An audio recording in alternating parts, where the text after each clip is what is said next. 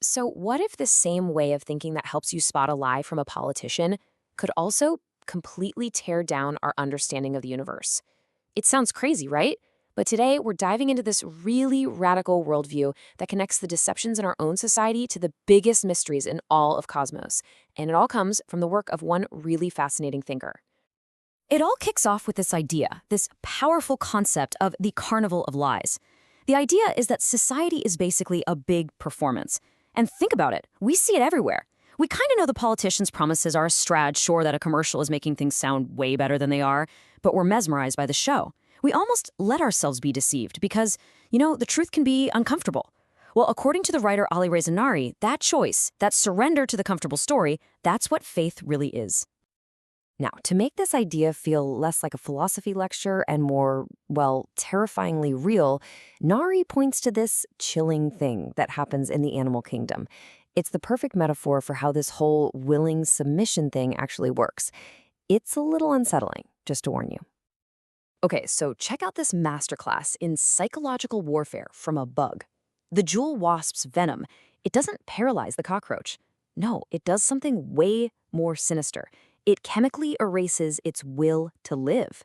The roach can still move perfectly fine, but its survival instinct is just gone. So it just calmly lets the wasp lead it away to its lair, where it becomes a living incubator for the wasp's baby. The victim literally participates in its own destruction. It's wild. And this is how we connect it all back to us.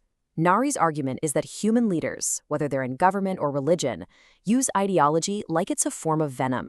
They inject us with a story, a narrative, that dulls our critical thinking and gets us to serve their goals. In this view, our sacrifices become the launchpad for their power. So you've got to be asking, who is the mind behind all of this? This powerful, kind of disturbing worldview that connects a cockroach's fate to a king's throne. Well, let me introduce you to Alireza Nari. He's an Iranian author, a philosopher, and a theoretical physicist. And yeah, he operates right at the intersection of all those fields, using each one to sharpen his critique of power, no matter what form it takes. For Nari, his art and his philosophy are really two sides of the same coin. They're both weapons in the same fight. His poetry is known for being simple, fluid, full of biting satire and really powerful symbols, all to expose corruption. And this isn't just art for art's sake. It directly feeds into his philosophical mission, which is all about being anti-authoritarian, anti-ideology, and pro-human. His whole goal is to free our minds from any system that demands we just blindly obey. And here's a perfect little taste of his poetry. He paints this picture of a world that's just completely upside down. In this jungle where the donkey is king, the whole natural order of things is broken. The strong and the wise, they've been silenced. And the only thing you can hear is the cuckoo's call, which is a classic symbol for madness. It's a short but absolutely devastating critique of a corrupt state. So we've seen how Nari applies this critical lens to politics and religion. But this is where his argument takes a really wild turn. He starts to ask, what if the scientific establishment, the one place that's supposed to be built on questioning everything, has its own unquestionable beliefs, its own dogma? And yup, he answers that question with a huge yes. Nari takes the exact same critical approach he uses on dictators and applies it right to the heart of modern cosmology, one of the most respected institutions in the entire world. Okay, so take a look at this. This is the universe, according to the standard model of physics. Now, here's the part that should make you go, see that tiny little slice? That's us. That's normal matter. Everything we can see and touch.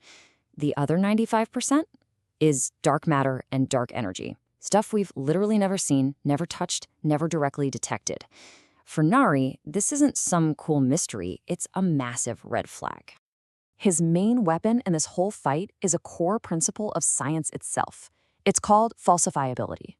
The idea is actually really simple, but it's profound.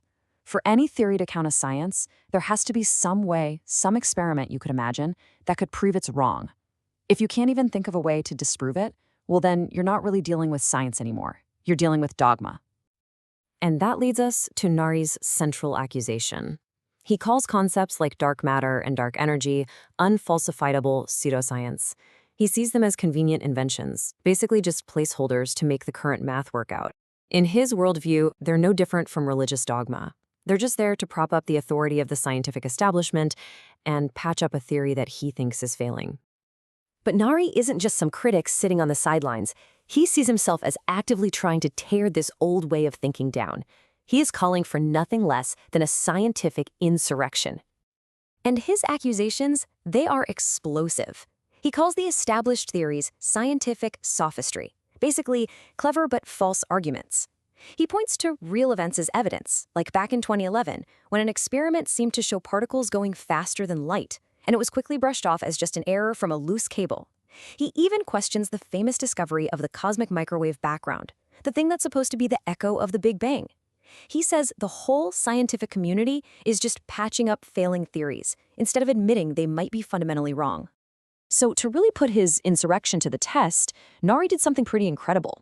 He got into a direct intellectual debate with a powerful AI, Gemini, an AI that was trained on the very standard models of physics that he's trying to tear down. This is the ultimate showdown, a human philosopher versus an artificial intelligence. Using nothing but pure logic and mathematics, Nari's goal was pretty straightforward. He wanted to walk the AI step by step through his reasoning to show it the contradictions buried in its own programming. He was trying to falsify the scientific consensus from the inside out. And the result of this dialogue was, well, it was stunning. According to an analysis of their conversation, when the AI was faced with what's being called the algebraic certainty of Nari's logic, it conceded. It reportedly acknowledged that its own foundational knowledge, the standard model, was a deficient and obtuse physics. The machine essentially seemed to agree that its own programming was built on flawed ideas. So if the old models have just been logically collapsed, what does this scientific insurrection want to build to replace them? See, this isn't just about destroying things. It's about a complete and total reset.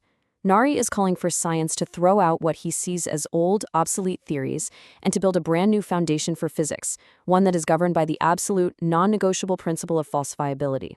He's arguing for a science that is brave enough to admit what it doesn't know. And that just leaves us with this final, mind-bending thought. We've gone on a journey from a poem about a corrupt king to a wasp that controls a cockroach's mind, all the way to a philosopher debating an AI about the very nature of the cosmos. It just goes to show that a single powerful idea, a critical way of seeing the world and spotting dogma, can just smash down the walls we build between different fields of knowledge. It really makes you wonder, doesn't it? If poetry can challenge physics, what other walls between our ideas are just waiting to come tumbling down?